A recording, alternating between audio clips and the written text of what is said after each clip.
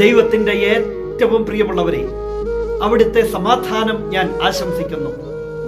ഇന്ന് കർത്താവ് നമുക്ക് നൽകുന്ന ദൂത് 2 കൊരിന്തോസ് 1:10.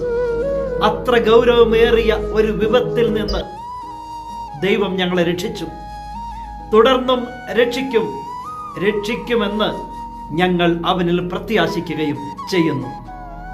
ദൈവമാ രക്ഷിക്കുന്നത്.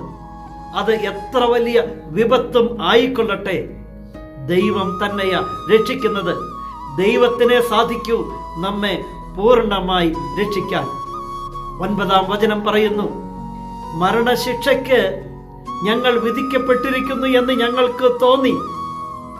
അത് ഞങ്ങളിൽ തന്നെ ആശ്രയിക്കാതെ മരിച്ചവരെയും ഉയർപ്പിക്കുന്ന ദൈവത്തിൽ ആശ്രയിക്കാൻ വേണ്ടിയാണ്.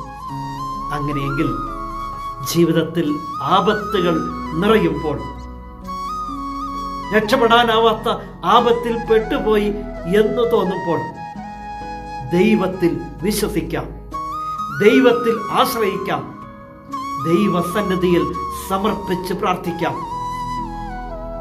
അവിടുന്ന് രക്ഷിക്കും.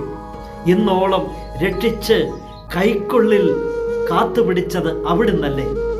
തുടർന്നും രക്ഷിക്കുമെന്ന് ഞങ്ങൾ അവനിൽ പ്രത്യാശിക്കുകയും ചെയ്യുന്നു. ആ പ്രത്യാശ നമ്മെ ഒരിക്കലും നിരാശരാക്കില്ല. കാരണം അവിടുന്ന് വാഗ്ദാനങ്ങളിൽ വിശ്വസ്തനാണ്.